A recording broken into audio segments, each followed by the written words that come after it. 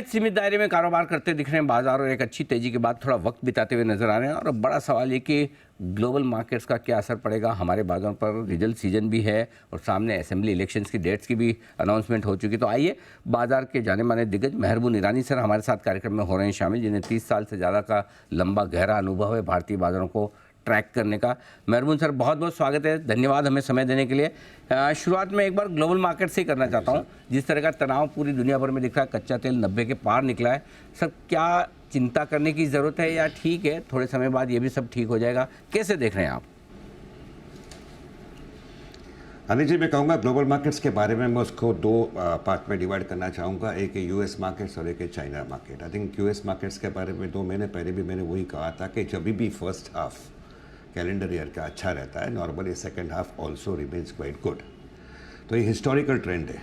और दूसरी बात है कि सीजनल स्ट्रेंथ जो आता है नवंबर दिसंबर में, वो भी अलग से आएगा। तो मेरा पर्सनल मानना है, if I have to make a guess, मैं कहूँगा कि स्ट्रॉन्ग फिनिश होना चाहिए 2023 को एज़ फार एज अमेरिका और यूएस मार्केट गोज़। ऑयल जो जिसको खतरा रहता है बिकॉज ऑफ जो नॉनसेंस हो रहा है मिडिल ईस्ट में, आई थिंक वो भी आप ऑयल को ज़रा ध्यान से देखेंगे तो काफ़ी सारा इनएक्टिव रहा है पिछले काफ़ी समय से। ओके ठीक है, ऊपर गया था, नीचे आया था, नीचे से वापस ऊपर गया, बट अंडर द सर्कमस्टेंसेस मैं कहूँगा थोड़ा सा इनएक्टिव लग रहा है। रही बात फेड की, आई थिंक 2 फेड रिजर्व के गवर्नर ने क्लियरली इंडिकेट दिया है पिछले हफ्ते में कि अभी के लिए यूएस फेड का काम हो गया इंटरेस्ट रेट बढ़ाने का। As far as US economy goes अच्छा चल रहा है। रिसेशन की बात हो रही थी, अभी के लिए बात कर नहीं रहे, तो मैं कहूँगा US markets on the whole ठीक ठाक अच्छा सा लग रहा है। अभी आइए चाइना पर। चाइना ग्रोथ है नहीं, people are doubting China, people always doubt China. और चाइना अल्टीमेटली जब तक परफॉर्मेंस दिखाता नहीं है, लोग उसे देखते नहीं है। क्या परफॉर्मेंस आएगा? मुझे लगता है आएगा, लेकिन इमीडिएट शॉर्ट टर्म में मुझे लगता नहीं है, क्योंकि चाइना के सेंट्रल बैंक ने भी थोड़ी ईजिंग की है, तो ultimately it will lead to some growth coming back to China. लेकिन अभी के लिए दिखती नहीं है। लेकिन जब भी अगर चाइना में ग्रोथ दिखेगा आपको, आप देखेंगे कि पैसा थोड़ा सा दूसरे इमर्जिंग मार्केट से चाइना की तरफ जाएंगे। अभी के लिए वो डर है नहीं। तो on the whole as far as global markets goes, मैं समझता हूँ ज़्यादा प्रॉब्लम मुझे दिखता नहीं है which should impact a market like India. So middle east का जो वॉर है और कंट्रीज इन्वॉल्व ना हो तो अच्छा है। That is one thing that we will have to keep a watch on. And secondly could be a little bit of currency problem here and there. तो ये आपके लिए ग्लोबल मार्केट्स का पूरा आउटलुक। देखते हैं किस तरह का आगे का एक्शन होता है। लेकिन भारतीय बाजारों में भी सर अच्छी तेजी के बाद 2 इवेंट हमारे सामने। पहले रिजल्ट सीजन की बात करता हूँ, अब तक जो नतीजे आए कैसे देख रहे हैं आप, और पूरे रिजल्ट सीजन का क्या असर पड़ेगा भारतीय बाजारों पर sir? Sir by and large मुझे नहीं लगता है कि रिजल्ट सीजन का ज़्यादा नेगेटिव इम्पैक्ट कुछ होने वाला है, या ज़्यादा यूफोरिक भी नहीं होगा। बिकॉज अल्टीमेटली हमें रिस्पेक्ट देना चाहिए एनालिस्ट कम्युनिटी को, हमें रिस्पेक्ट देना चाहिए मार्केट्स को, कि काफ़ी सारा चीज़ मार्केट्स जानता है and already stocks have moved up. तो रही बात रिजल्ट सीजन की, मुझे लगता है कि I am expecting good numbers and very good numbers coming from some capital goods companies, infrastructure companies, hotel sector के कंपनीज, रेलवे सेक्टर के कंपनीज, इंटरनेट सर्विस के कंपनीज, मल्टीप्लेक्सेस, काफ़ी सारे movies have gone well, the collections are good, auto और auto ancillary company. रही बात disappointment की, लेकिन मार्केट जानता है, मार्केट परखता है, वहाँ पे थोड़ा सा आईटी है, थोड़ा सा केमिकल्स है, केमिकल्स में डिमांड पिकअप नहीं हुआ है, चाइना का भी कंपटीशन है, पेंट कंपनीज है, and maybe somewhere around oil marketing companies. So this companies I don't expect too much to happen. Positive ये है कि already stocks of most of this sector companies have already gone down. Cement companies जहाँ पे expectations high है, मैं समझता हूँ revenue growth थोड़ा म्यूटेड रहेगा, लेकिन मार्जिन ग्रोथ होगा, क्योंकि cement price hikes have happened. On the whole banking has been my favourite sector for quite some time. वहाँ पे मुझे लगता है कि नेट इंटरेस्ट मार्जिन्स थोड़े से प्रेशर में स्लाइटली रहेंगे as compare to the previous quarters, but बाकी के सारे पैरामीटर्स में पॉजिटिव टिक मार्क है। So on the whole this are the sectors which I feel the results will come as per expectations, and I don't see too much of impact coming on the stock prices of companies in this sectors, whether it's positive or negative. बात है तो ये आपके लिए result expectation. 5 राज्यों के चुनाव की भी डेट्स आ गई है दिसंबर के पहले हफ्ते, मोस्टली 3 दिसंबर जहां नतीजे आएंगे। क्या ये बहुत इंपॉर्टेंट है बाजार के लिहाज से, क्योंकि लोग थोड़ा सा वेट एंड वॉच वाले मूड में हैं इलेक्शन को लेकर भी, चाहे वो ये असेंबली इलेक्शन हो या फिर बड़े चुनाव जो अगले साल आने वाले हैं?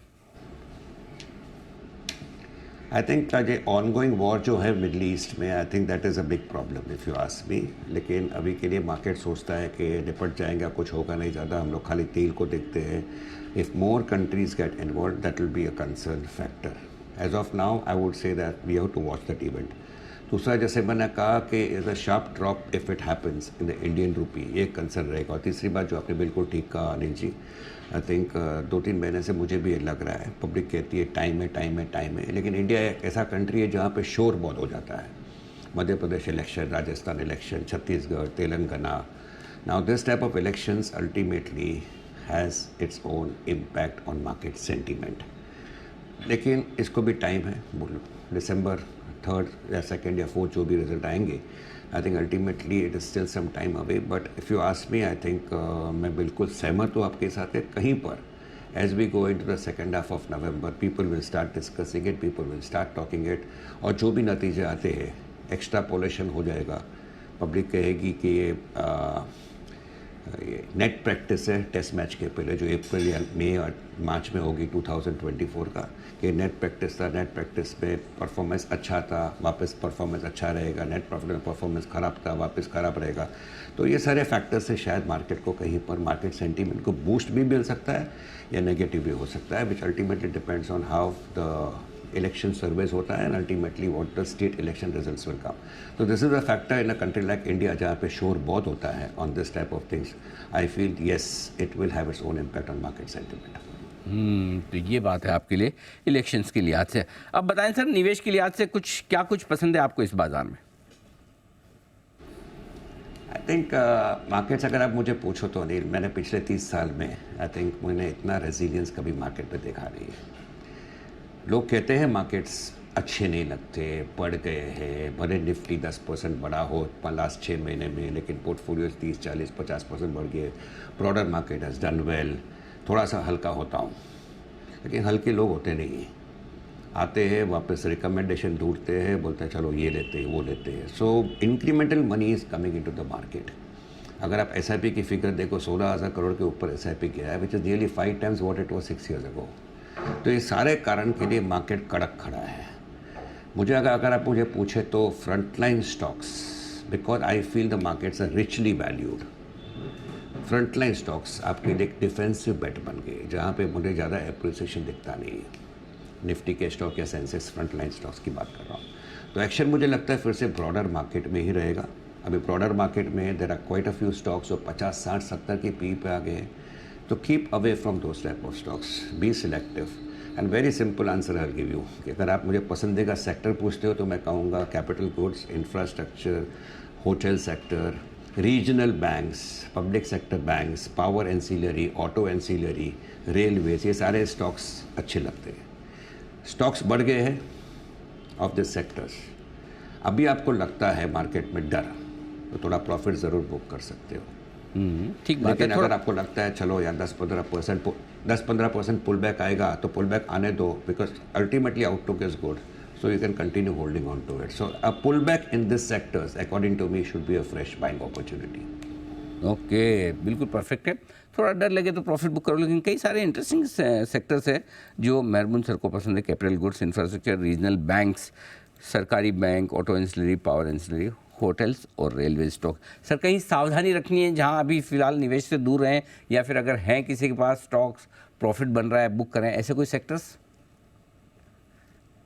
आई थिंक मैं कहूँगा आईटी है, पेंट सेक्टर है, केमिकल सेक्टर है थोड़ा सा, और एग्रोकेमिकल्स और पेस्टिसाइड्स है। लेकिन मार्केट भगवान है हमारा अनिल जी, और ये सारे सेक्टर्स के स्टॉक्स अगर आप देखो, they have not given any returns to investors. So downside ज़्यादा रहेगा नहीं, बट अपसाइड ट्रिगर्स अभी के लिए दिखते नहीं हैं। तो जिसको मार्केट में बहुत डर लगता है तो वो सोचता है चलो मुझे डिफेंसिव बनना है, तो वो जाके आईटी खरीद भी सकता है। बट पर्सनली मुझे I am still negative on them, because if I don't see too much of upside, I don't like to stick my neck out and recommend them. तो मैं कहूँगा IT, agrochemicals, pesticides, consumption pockets like paints और chemicals अभी के लिए उससे दूर रह सकते हो, क्योंकि I don't see anything positive coming in the numbers. Will they provide a buying opportunity? मुझे लगता है आगे चल के केमिकल्स और IT will provide a buying opportunity, लेकिन अभी के लिए क्लियर नो। ओके, तो ये है आपके लिए राय सारे सेक्टर्स पर भी आती हुई मेहर बुनसर की तरफ से। सर बहुत बहुत धन्यवाद, आपका समय दिया आपने और विस्तार से global market thanks, Anil ji. नतीजों के सीजन पे, इलेक्शन और हमारे बाजारों के डायरेक्शन पर आपने की बातचीत। Thank you so much sir.